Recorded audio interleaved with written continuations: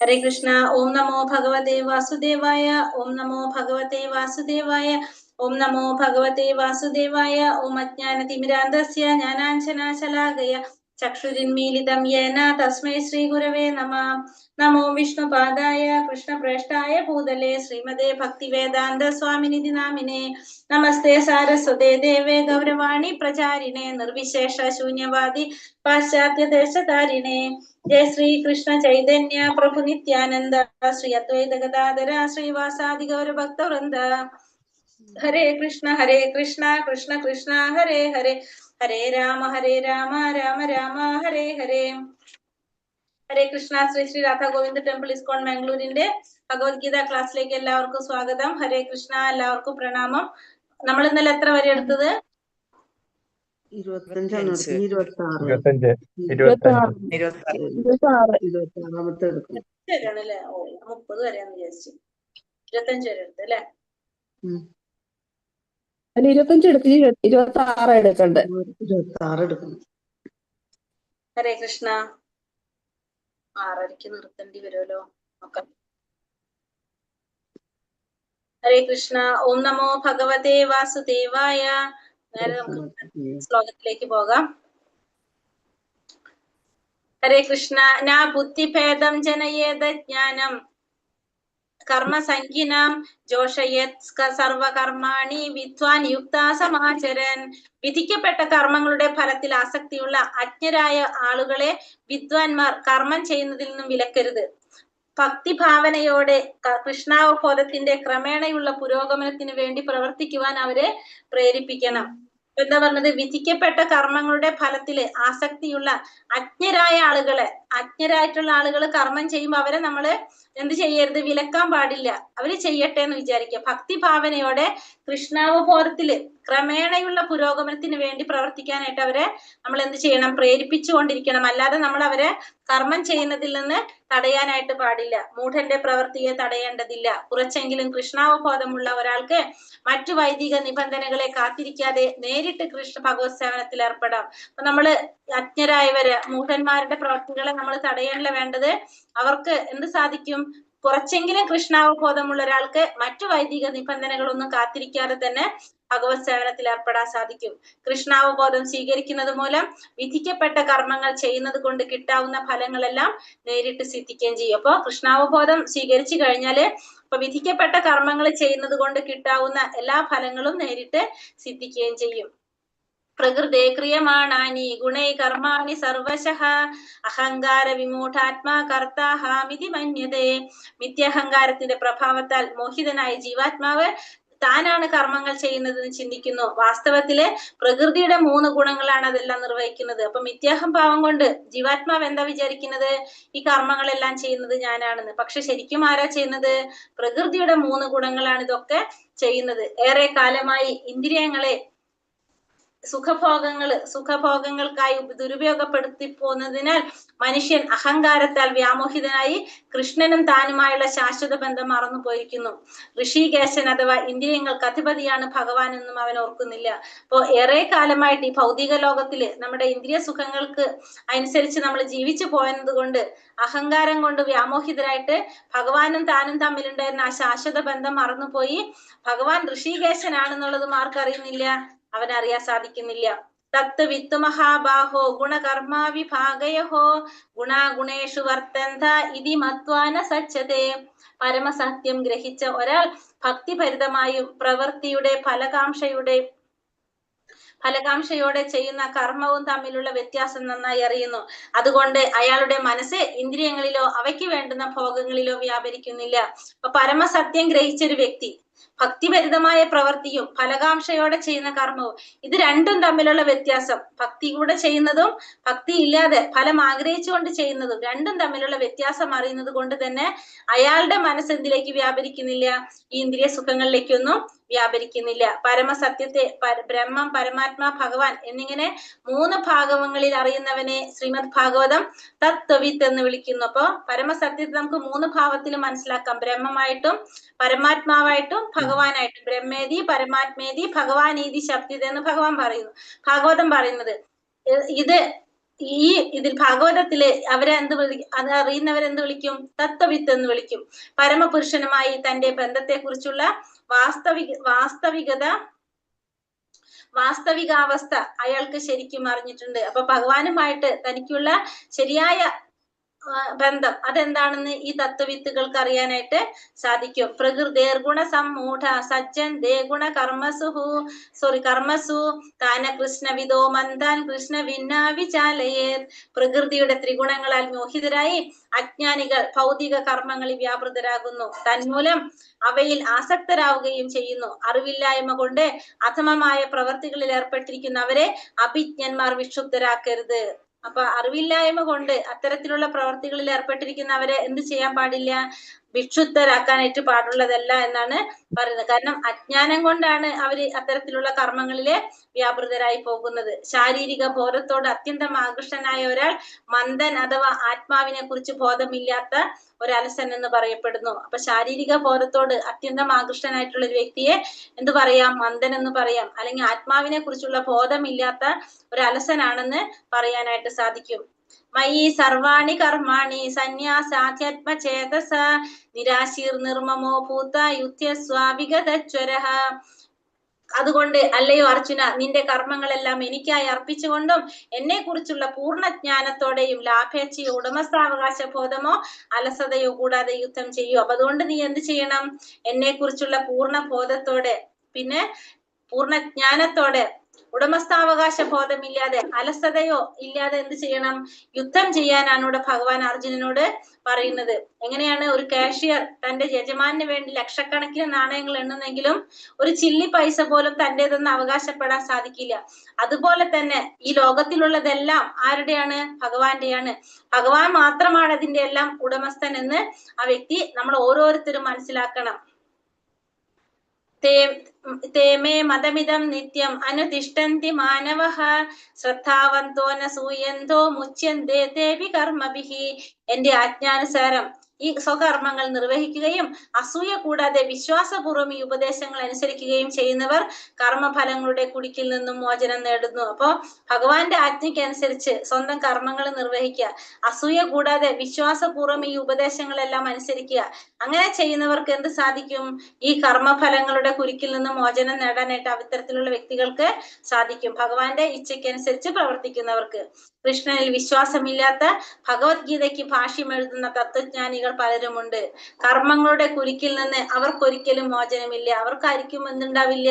കർമ്മങ്ങളുടെ കുരുക്കിൽ നിന്ന് മോചനം ഉണ്ടാവില്ല. എന്നാൽ സനാതനമായ ഭഗവത് കൽപ്പനകളിൽ വിശ്വാസമുറച്ചൊരു സാധാരണ മനുഷ്യന് ആ കൽപ്പനകൾ നിറവേറ്റാൻ കഴിഞ്ഞില്ലെങ്കിൽ കൂടി കാർമിക നിയമത്തിന്റെ ബന്ധനത്തിൽ നിന്ന് മുക്തനാകാം. പക്ഷെ ഭഗവാനിലെ വിശ്വാസമുള്ള, സനാതനമായ ഭഗവത് കൽപ്പനകളിൽ വിശ്വാസം ഉറപ്പിച്ച ഒരു വ്യക്തിക്ക് ആ കൽപ്പനകൾ നിറവേറ്റാൻ സാധിച്ചില്ലെങ്കിലും അയാൾക്ക് എന്തുണ്ടാവില്ല?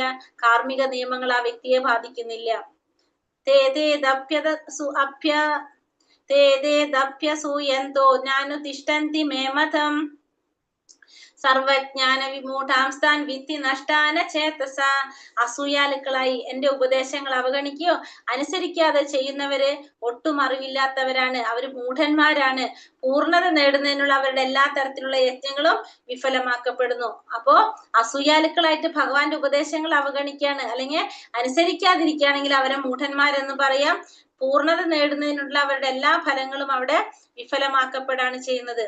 അനുസരണ കെട്ട അയാൾ എത്ര വലിയവനായാലും ശരി, ഹൃദയശൂന്യത കൊണ്ട് സ്വന്തം ആത്മാവിനെ കുറിച്ചോ പരബ്രഹ്മത്തെ കുറിച്ചോ പരമാത്മാവിനെ കുറിച്ചോ ഭഗവാനെ കുറിച്ച് പോലും ഒന്നറിയാത്തവനാണ്. അതുകൊണ്ട് ജീവിതത്തിന്റെ പരിപൂർണതയെ കുറിച്ച് അയാൾക്ക് അറിയാനായിട്ട് പറ്റില്ല. അപ്പൊ അതുകൊണ്ട് അയാൾക്ക് എന്തുണ്ടാവില്ല? ജീവിതത്തിന്റെ പരിപൂർണതയെ കുറിച്ച് അയാൾക്ക് അറിയാനായിട്ട് സാധിക്കില്ല. അപ്പൊ ബ്രഹ്മത്തെ കുറിച്ച് അറിയില്ല, പരമാത്മാവിനെ കുറിച്ച് അറിയില്ല, ഭഗവാനെ കുറിച്ച് പോലും ഒന്നറിയാത്തവനാണ്. സദൃശ്യം ചേഷ്ടതേ സാസ്യ പ്രകൃതേ ജ്ഞാനവാനപി പ്രകൃതിം യാന്തി ഭൂതാനി നിഗ്രഹാകീം പരിഷ്കരിഷ്യതി. തന്റെ പ്രകൃതിക്ക് അനുയോജ്യമായി തന്നെയാണ് ജ്ഞാനിയും പ്രവർത്തിക്കുന്നത്. ത്രിഗുണങ്ങളിൽ നിന്ന് ആർജിച്ച സ്വഭാവത്തിനനുസരിച്ച് എല്ലാവരും പ്രവർത്തിക്കുന്നു. നിഗ്രഹം കൊണ്ട് എന്ത് പ്രയോജനം? അപ്പൊ തന്റെ പ്രകൃതിക്ക് അനുസരിച്ച് തന്നെയാണ് ആര് പ്രവർത്തിക്കുന്നത്? അനുയോജ്യമായി തന്നെയാണ് ജ്ഞാനിയും പ്രവർത്തിക്കുന്നത്. ത്രിഗുണങ്ങളിൽ നിന്ന് ആർജിച്ച സ്വഭാവത്തിനനുസരിച്ച് എല്ലാവരും പ്രവർത്തിക്കുന്നു. നിഗ്രഹം കൊണ്ട് എന്താണ് അവിടെ പ്രയോജനമുള്ളത്? പൂർണ്ണമായും കൃഷ്ണാവബോധവാനാകാതെ ആരും തനിക്ക് വിധിക്കപ്പെട്ട കർമ്മങ്ങൾ ഉപേക്ഷിക്കാൻ പാടില്ല. നിർദ്ദിഷ്ട കർമ്മങ്ങൾ ഉപേക്ഷിച്ച് ആരും ഒരു യോഗിയായിട്ടോ അതീന്ദ്രിയ വൈദ്യായിട്ടോ അഭിനയിക്കരുത്. കാരണം പെട്ടെന്ന് നമുക്ക് ഈ കർമ്മങ്ങളൊന്നും ഉപേക്ഷിച്ചിട്ട് ഒരു ദിവസം കൊണ്ട് യോഗിയാവാനോ അതീന്ദ്രിയ വ്യാധിയാവാനോ ഒന്നും ആർക്കും സാധിക്കില്ല. അപ്പൊ നിർദ്ദിഷ്ട കർമ്മങ്ങള് നമുക്ക് ഒരിക്കലും ഉപേക്ഷിക്കാൻ പാടില്ല. പൂർണ്ണമായിട്ടും കൃഷ്ണാവബോധത്തിൽ വരാതെ നമുക്ക് ഒരിക്കലും ഉപേക്ഷിക്കാനായിട്ട് പാടില്ല എന്നാണ് ഇവിടെ ഭഗവാൻ പറയുന്നത്. ഇന്ദ്രിയസ്യർത്ഥ്യാസ്യാർത്ഥേ രാഗദ്വേഷ വ്യവസ്ഥിതോ തയോർന വശമാഗച്ഛേ ദൗഹസ്യ പരിബന്ധിനോ. ഇന്ദ്രിയ സംബന്ധികളായ വിഷയങ്ങളോടുള്ള ആസക്തിയും വിരക്തിയും നിയന്ത്രിക്കുന്നതിന് ചില തത്വങ്ങളുണ്ട്. ഒരാൾ ഈ ആസക്തി വിരക്തികളുടെ അധീനതയിലാവാൻ പാടില്ല. എന്തുകൊണ്ടെന്നാൽ ആത്മസാക്ഷാത്കാരത്തിന്റെ പാതയിലെ വിലങ്ങുതടികളാണ് എന്ത്? ഈ ആസക്തിയും വിരക്തിയും എന്ന് പറയുന്നത്. നമുക്ക് ഒരു ഭൗതികമായിട്ടുള്ള വസ്തുക്കളോടുള്ള ആസക്തിയും അതുപോലെ തന്നെ വിരക്തി രണ്ടും എന്താണ്? ആത്മസാക്ഷാത്കാരത്തിന്റെ പാതയിലെ വിലങ്ങുതടികളാണ്. ഭൗതിക ശരീരം നിലനിൽക്കുന്നിടത്തോളം കാലം അതിന്റെ അത്യാവശ്യങ്ങൾ നിറവേറ്റാവുന്നതാണ്. നിയമാനുസൃതമായി ഇന്ദ്രിയ സുഖഭോഗങ്ങളും ഒരാളെ വഴിതെറ്റിച്ചെന്ന് വരാം. ഉദാഹരണത്തിന് രാജവീഥികളിൽ പോലും വാഹനാപകടം സംഭവിക്കുന്നുണ്ട്. എത്ര ശ്രദ്ധാപൂർവം സൂക്ഷിച്ചു പോയാലും രാജവീതിയിൽ വെച്ചും അപകടം ഉണ്ടാവില്ലെന്ന് നമുക്ക് ഉറപ്പിച്ച് പറയാൻ സാധിക്കില്ല. അപ്പൊ ഇന്ദ്രിയ സുഖഭോഗങ്ങൾ ഒരാളെ വഴിതെറ്റിക്കും. അപ്പൊ നിയമാനുസൃതമായിട്ടുള്ള ഇന്ദ്രിയ സുഖഭോഗങ്ങളും ഒരാളെ വഴിതെറ്റിക്കുന്ന പറയണത്. അപ്പൊ നമ്മള് നിയമപരമായിട്ട് നമ്മൾ ആ ചെയ്യാവുന്ന കാര്യങ്ങൾ ചെയ്താലും നമ്മളെവിടെ എന്ത് സംഭവിക്കും? ഈ സുഖഭോഗങ്ങളൊക്കെ നമ്മളെ വഴിതെറ്റിക്കുക. അപ്പൊ ഉദാഹരണം പറയുന്നത്, രാജവീതിയിൽ വാഹനാപകടം ഉണ്ടാവും. എത്ര സൂക്ഷിച്ചു പോയാലും അപകടം ഇല്ല നമുക്ക് ഉറപ്പിച്ച് പറയാനായിട്ട് സാധിക്കില്ല. ശ്രേയാൻ സ്വധർമ്മോ വിഗുണ പരധർമാസ്ത നിഷ്ഠിതാത് സ്വധർമ്മേ നിധനം ശ്രേയ പരധർമ്മോപയാവഹ. തെറ്റോടുകൂടിയാണെങ്കിൽ പോലും തനിക്ക് വിധിക്കപ്പെട്ട ചുമതലകൾ നിറവേറ്റുകയാണ് അന്യരുടെ കർത്തവ്യങ്ങൾ ഭംഗിയായി നിർവഹിക്കുന്നതിനേക്കാൾ നല്ലത്. സ്വകൃത്യ നിർവഹണത്തിൽ നാശം സംഭവിക്കുന്നതും മറ്റുള്ളവരുടെ കർമ്മം ചെയ്യുന്നതിനേക്കാൾ ശ്രേയസ്കരം തന്നെ. അന്യരുടെ വഴി സ്വീകരിക്കുന്നത് ആപത്കരമാണ്. ഇപ്പൊ തെറ്റായിട്ട് നമ്മുടെ കർമ്മം ചെയ്താലും മറ്റുള്ളവരുടെ കർമ്മം പെർഫെക്റ്റ് ആയിട്ട് ചെയ്യുന്നതിനേക്കാളും നല്ലത് എന്താണ്? തെറ്റായിട്ട് ചെയ്യുന്ന നമ്മുടെ കർമ്മം തന്നെയാണ്. അതാണ് ഏറ്റവും ശ്രേയസ്കരം. അല്ലാണ്ട് അന്യരുടെ വഴി സ്വീകരിക്കുന്നത് എപ്പോഴും എന്താണ്? ആപത്കരമാണ്. ഭൗതികമായാലും ആധ്യാത്മികമായാലും നമുക്ക് ഓരോരുത്തർക്കും വിധിക്കപ്പെട്ട കർമ്മങ്ങൾ മരണം വരെയും നമ്മൾ അനുസരിക്കണം. അതിൽ തന്നെ ഉറച്ചു നിൽക്കണം. അത് മറ്റുള്ളവരെ അനുകരിക്കുന്നതിനേക്കാളും നല്ലത് അത് തന്നെയാണ്. നമ്മള് മറ്റുള്ളവരെ അനുകരിക്കാതെ നമ്മൾ അത് തന്നെയാണ് ചെയ്യേണ്ടത്. നമ്മുടെ കർമ്മങ്ങൾ നമ്മൾ ഉറച്ചു നിൽക്കുക, അത് തന്നെ ചെയ്തു പോകാം. അഥക്കേന പ്രയുക്തോയം പാപം ചരതി പുരുഷഃ അനിച്ഛന്നപി വാർഷ്ണേയ ബലാദിവാനി യോജിതഃ. അർജുനൻ പറഞ്ഞു, വാർഷ്ണേയ, ഏതിനാലാണ് ഒരാൾ തനിക്ക് ഇഷ്ടമില്ലെങ്കിൽ പോലും ബലാത്കാരേണ എന്ന പോലെ പാപം ചെയ്യാൻ പ്രേരിതനാകുന്നത്? അപ്പോ അർജുനൻ ചോദിക്കാണ്, വാർഷ്ണേയ, വൃഷ്ണികുലത്തിൽ പിറന്നവനെ എന്നാണ് അർജുനൻ ഭഗവാനെ വിളിക്കുന്നത്. എന്താ ചോദിക്കുന്നത്? എന്തുകൊണ്ടാണ് ഒരാൾക്ക് തനിക്ക് ഇഷ്ടമില്ലെങ്കിൽ പോലും ബലാത്കാരേണ പോലെ പാപം ചെയ്യാനായിട്ട് കാരണമാകുന്നത് എന്നാണ് അർജുനൻ ചോദിക്കുന്നത്. അന്തര്യാമിയായ പരമാത്മാവിനുള്ള പ്രചോദ്യങ്ങളല്ല ദുഷ്കർമ്മങ്ങൾ മറ്റൊരു കാരണമാണ് അതിന് പിന്നിൽ. അപ്പൊ അതിന്റെ കാരണം ഭഗവാനല്ല അതിന് പ്രേരിപ്പിക്കുന്നത്, പിന്നെ എന്താണ് അതിന്റെ പിന്നിൽ എന്നാണ് ഇവിടെ ഭഗവാൻ പറയുന്നത്. ശ്രീ ഭഗവാൻ ഉവാച കാമ ഏഷാ ക്രോധ ഏഷാ രജോ ഗുണാസമുദ്ഭവഃ മഹാശനോ മഹാപാപ്മാ വിദ്യേനാമിഹ വൈരിണം. ശ്രീ ഭഗവാൻ പറഞ്ഞു, അല്ലയോ അർജുന, രജോ ഗുണവുമായുള്ള സമ്പർക്കത്തിൽ നിന്നുണ്ടായതും പിന്നീട് ക്രോധമായി തീരുന്നതുമായ കാമമാണ് ഇങ്ങനെ പ്രേരിപ്പിക്കുന്നത്. എല്ലാം നശിപ്പിക്കുന്ന ഈ മഹാപാപമാണ് ഇഹലോകത്തിലെ ശത്രു. അപ്പൊ എന്തുകൊണ്ടാണ് അത് സംഭവിക്കുന്നത്? കാമം കൊണ്ടാണ് അത് സംഭവിക്കുന്നത്. ഇതിലാണ് രജോ ഗുണത്തിന്റെ സമ്പർക്കം കൊണ്ട് ഉണ്ടാകുന്നതും പിന്നീട് ക്രോധമായി തീരുന്നതുമായിട്ടുള്ള കാമമാണ് ഇതിനൊക്കെ കാരണം. ഈ കാമമാണ് ഇഹലോകത്തിലെ ശത്രു. ഒരു ജീവസത്ത ഭൗതിക സൃഷ്ടിയുമായി ബന്ധപ്പെടുമ്പോൾ രജോ ഗുണവുമായുള്ള സമ്പർക്കത്തിന്റെ ഫലമായി അവന്റെ ശാശ്വത പ്രേമം കാമമായിട്ട് മാറുന്നു. പാല് പുളിരസത്തിന്റെ സമ്പർക്കത്താൽ തൈരാകുന്നത് പോലെ ഭഗവാനോടുള്ള പ്രേമം എന്തായിട്ട് മാറും? കാമമായിട്ട് മാറും, രജോ ഗുണത്തിന്റെ സമ്പർക്കം കൊണ്ട്. അപ്പൊ അതിന് കാരണം കാമമാണ്.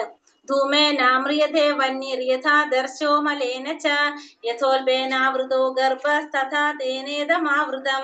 പുകതീന എന്ന പോലെയും പൊടി കണ്ണാടി എന്ന പോലെയും ഗർഭാശയം ഭ്രൂണത്തെ എന്ന പോലെയും ജീവാത്മാവിനെ വ്യത്യസ്ത അളവുകളിലുള്ള കാമം ആവരണം ചെയ്തിരിക്കുന്നു. അപ്പൊ പല അളവിലാണ് ജീവാത്മാവിനെ കാമം ആവരണം ചെയ്യുന്നത്.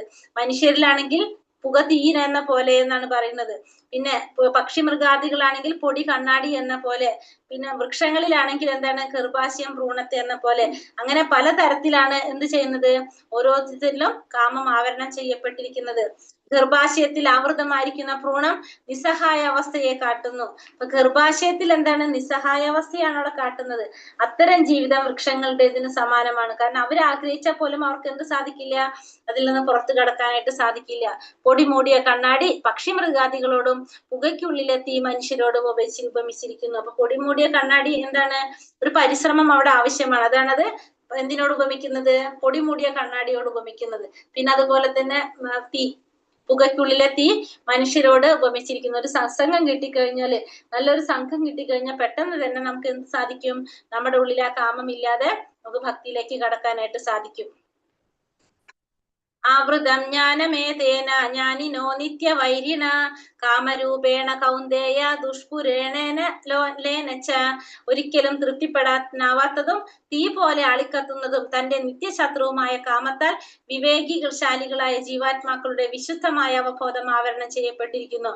ഒരിക്കലും തൃപ്തിപ്പെടുത്താനാവാത്തത്, തീ പോലെ ആളിക്കത്തുന്നതുമായിട്ടുള്ള നിത്യശത്രുവായ കാമം കൊണ്ട് എന്താണ് സംഭവിക്കുന്നത്, വിവേകികളായിട്ടുള്ള ജീവാത്മാക്കളുടെ അവബോധത്തെ അത് ആവരണം ചെയ്യപ്പെട്ടിരിക്കുകയാണ് ചെയ്യുന്നത്. കത്തിക്കൊണ്ടിരിക്കുന്ന തീയിൽ വീണ്ടും വീണ്ടും എണ്ണ ഒഴിച്ചാൽ തീ കെടാനാവാത്തതുപോലെ ഇന്ദ്രിയ ഭോഗങ്ങൾ വർദ്ധിച്ചുകൊണ്ട് കാമത്തെ നമുക്ക് നശിപ്പിക്കാൻ സാധിക്കില്ല. അപ്പൊ ഇന്ദ്രിയ ഭോഗങ്ങൾ വർദ്ധിച്ചുകൊണ്ട് നമുക്ക് ഒരിക്കലും എന്ത് സാധിക്കില്ല, കാമത്തെ നശിപ്പിക്കാനായിട്ട് സാധിക്കില്ല.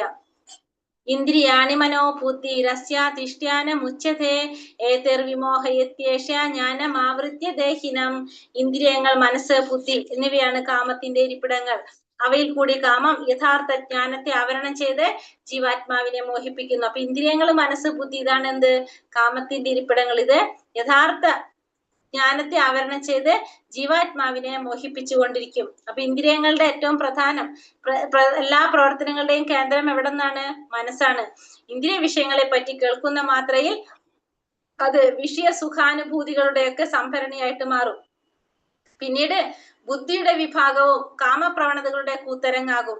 കാമാവിഷ്ടമായ ബുദ്ധി ആത്മാവിനെ മിഥ്യാഹംഭാവം കൊണ്ട് ഭൗതിക പദാർത്ഥത്തോട് സാത്മീഭവിക്കാനും പ്രേരിപ്പിക്കുന്നു. അപ്പോൾ എല്ലാ ഇന്ദ്രിയ പ്രവർത്തനങ്ങളുടെയും കേന്ദ്രം എവിടെയാണ്, മനസ്സാണ്. അപ്പൊ ഇന്ദ്രിയ വിഷയങ്ങളെ പറ്റി കേൾക്കുമ്പോൾ അത് വിഷയസുഖങ്ങൾ അനുഭവിക്കാനായിട്ട് അനുഭൂതികളുടെ സംഭരണിയായിട്ട് മാറും. പിന്നീട് എന്ത് സംഭവിക്കും, ബുദ്ധി എന്ന് പറയുമ്പോൾ അവിടെ കാമപ്രവണതകളുടെ കൂത്തരങ്ങായിട്ട് മാറും. അങ്ങനെ ആത്മാവിനെ മിഥ്യാഹംഭാവം കൊണ്ട് ഭൗതിക പദാർത്ഥത്തോട് സാത്മീഭവിപ്പിക്കാനായിട്ട് പ്രേരിപ്പിച്ചുകൊണ്ടേയിരിക്കും. അതായത് ഭൗതിക പദാർത്ഥത്തോട്, ശരീരത്തിനോട് ഭവിക്കാനായിട്ട് പ്രേരിപ്പിച്ചുകൊണ്ടിരിക്കും. അങ്ങനെ പ്രവർത്തികൾ ചെയ്യിക്കും. തസ്മാത്തോമിന്ദ്രിയാണ്യാതോ നിയമ്യ ഭരതർഷഭ പാപ്മാനം പ്രജഹിഹ്യേന്യം ജ്ഞാന വിജ്ഞാന നാശനം. അതുകൊണ്ട് ഭരതർഷഭ, ആദ്യമായി തന്നെ ഇന്ദ്രിയങ്ങളെ നിയന്ത്രിച്ച് ഈ പാപമുദ്രയായിട്ടുള്ള കാമത്തെ മുരടിപ്പിക്കുക, ജ്ഞാനത്തെയും ആത്മസാക്ഷാത്കാരത്തെയും ഇല്ലാതാക്കുന്ന ഈ കാമത്തെ നശിപ്പിക്കുക. അപ്പൊ ആദ്യം തന്നെ എന്ത് വേണം, കാമത്തെ നശിപ്പിക്കണം, കാമത്തെ ഇല്ലാതാക്കുക. ഇന്ദ്രിയങ്ങളെ നിയന്ത്രിച്ച് ആ കാമത്തെ നശിപ്പിക്കുകയാണ് ആദ്യം വേണ്ടത്. ആത്മാവിനെയും ആത്മാവല്ലാത്തവനെയും വേർതിരിച്ചറിയലാണ് ആത്മാവ് ശരീരമല്ലെന്ന് ഗ്രഹിക്കലാണ് ജ്ഞാനം. അപ്പൊ ജ്ഞാനം എന്ന് പറഞ്ഞാൽ ആത്മാവല്ലാത്തിനെ വേർതിരിച്ചറിയുക. അതായത് ആത്മാവ് ശരീരമല്ലെന്ന് മനസ്സിലാക്കലാണ് എന്ത്, ജ്ഞാനം എന്ന് പറയുന്നത്. വിജ്ഞാനമാണെങ്കിലോ ആത്മാവിനെ കുറിച്ചുള്ള സവിശേഷ ജ്ഞാനവും ജീവന്റെ മൂലസ്വരൂപത്തെയും അതിന് പരമാത്മാവുമായുള്ള ബന്ധത്തെയും കുറിച്ചുള്ള അറിവാണ് എന്ത്, ഈ വിജ്ഞാനം എന്ന് പറയുന്നത്. ഇന്ദ്രിയാണി പരാണ്യഹൂരീന്ദ്രിയേഭ്യ പരം മനഃ മനസ്സസ്തു പരാ ബുദ്ധിർയോ ബുദ്ധേ പരതസ്തു സഹ. ജഡപദാർത്ഥങ്ങളെക്കാൾ ഉത്കൃഷ്ടങ്ങളാണ് കർമ്മേന്ദ്രിയങ്ങൾ. മനസ്സ് ഇന്ദ്രിയങ്ങളെക്കാൾ ശ്രേഷ്ഠമാണ്. ബുദ്ധി മനസ്സിനെയും കടന്നു നിൽക്കുന്നു. ആത്മാവ് ബുദ്ധിയേക്കാൾ ഉന്നതനാണ്. അപ്പൊ ഏറ്റവും മുകളിൽ നിൽക്കുന്നത് ആരാണ്, ആത്മാവാണ്. ശരീരത്തിനേക്കാൾ ഉത്കൃഷ്ടമായിട്ടുള്ളത് കർമ്മേന്ദ്രിയങ്ങളാണ്. കർമ്മേന്ദ്രിയങ്ങളെക്കാൾ ശ്രേഷ്ഠമായിട്ടുള്ളത് മനസ്സ് ബുദ്ധി മനസ്സിനേക്കാളും കടന്നു നിൽക്കുന്നു. ആത്മാവാണെങ്കിലോ ബുദ്ധിയെക്കാളും മുകളിലാണ്. അപ്പൊ ഏറ്റവും മുകളിൽ നിൽക്കുന്നത് ആരാണ് ഇവിടെ, ആത്മാവാണ് ഏറ്റവും മുകളില്. ആത്മാവ് ഭഗവാനുമായി നേരിട്ട് സമ്പർക്കം പുലർത്തുമ്പോൾ അതിന്റെ നിയന്ത്രണത്തിലുള്ള ബുദ്ധി, മനസ്സ്, ഇന്ദ്രിയങ്ങൾ ഇവയെല്ലാം സ്വാഭാവികമായി ഭഗവാനിൽ തന്നെ വ്യാപരിപ്പിക്കുന്നു. അപ്പൊ ഭഗവാനുമായിട്ട് ആത്മാവ് നേരിട്ട് സമ്പർക്കം വരുമ്പോ അതിന്റെ നിയന്ത്രണത്തിലുള്ള ബുദ്ധി, മനസ്സ്, ഇന്ദ്രിയങ്ങൾ ഇതൊക്കെ സ്വാഭാവികമായിട്ട് തന്നെ ഭഗവാനെ വ്യാപരിപ്പിക്കും. അപ്പൊ കൃഷ്ണാവബോധത്തോടെ പ്രവർത്തിച്ചു കഴിഞ്ഞാൽ ഇതിനൊക്കെ നിയന്ത്രിക്കാനായിട്ട് സാധിക്കും. ഏവം ബുദ്ധേ പരം ഭൂത്വാ സംസ്ഥാപ്യാത്മനമാത്മനഃ ജഹി ശത്രും മഹാബാഹോ കാമരൂപം ദുരാസരം. മഹാബാഹോ, ഭൗതികങ്ങളായ ഇന്ദ്രിയങ്ങൾക്കും മനസ്സിനും ബുദ്ധിക്കും അതീതനാണ് താനെന്ന് അറിഞ്ഞിട്ട് ദൃഢനിശ്ചയത്തോടെയുള്ള ആത്മീയ ബുദ്ധിയും ആത്മീയ ശക്തിയും കൊണ്ട് മനസ്സിനെ ഉറപ്പിച്ച് അദമ്യനായ കാമം എന്ന ശത്രുവിനെ നേരിടുക. അപ്പൊ അത് തന്നെ എന്താ വേണ്ടത്? ഇന്ദ്രിയങ്ങൾക്കും മനസ്സിനും ബുദ്ധിക്കും അതീതനാണ് താനെന്ന് മനസ്സിലാക്കി ദൃഢനിശ്ചയത്തോടു കൂടി ആത്മബുദ്ധിയും ആത്മീയ ശക്തിയും കൊണ്ട് മനസ്സിനെ ഉറപ്പിച്ച് എന്ത് ചെയ്യണം? ഈ കാമം എന്ന ശത്രുവിനെ കീഴടക്കാനാണ് ഇവിടെ പറയുന്നത്. സ്വന്തം ചുമതലകളെയോ പ്രവൃത്തികളെയോ പെട്ടെന്ന് ഉപേക്ഷിക്കേണ്ടതില്ല. ക്രമേണ കൃഷ്ണാവബോധം വളർത്തിയെടുത്തുകൊണ്ട് ഉറച്ച ബുദ്ധിയെ തന്റെ വിശുദ്ധമായ ആത്മസത്തയിലേക്ക് തിരിച്ച് ഇന്ദ്രിയങ്ങൾക്കോ മനസ്സിനോ വശപ്പെടാതെ അഭൗതികമായ ഒരു അവസ്ഥയിലെത്താം. ഇതാണ് ഈ അധ്യായത്തിന്റെ ചുരുക്കം. ഇവിടെ പറയണത് നമ്മൾ എന്ത് ചെയ്യേണ്ട ആവശ്യമില്ല. ചുമതലകളോ പ്രവർത്തികളോ നമ്മൾ ഉപേക്ഷിക്കല്ല വേണ്ടത്. എന്ത് വേണം? കൃഷ്ണാവബോധം വളർത്തിയെടുക്കുക. അങ്ങനെ നമുക്ക് എന്ത് സാധിക്കും? ഉറച്ച ബുദ്ധിയെ തന്റെ വിശുദ്ധമായ ആത്മസത്തയിലേക്ക് തിരിച്ച് ഇന്ദ്രിയങ്ങൾക്കും മനസ്സിനും ഒന്നും വശപ്പെടാതെ അഭൗതികമായിട്ടുള്ള ഭൗതികത്തിന് അപ്പുറത്തുള്ള ഒരു അവസ്ഥയിൽ എത്താൻ സാധിക്കും. അതാണ് എന്തിൽ പറയുന്നത്? ഈ അധ്യായത്തില് പറയണത്. അപ്പൊ കൃഷ്ണാവബോധം വളർത്തിയെടുക്കുക എന്നുള്ളതാണ് നമ്മൾ മെയിൻ ആയിട്ട്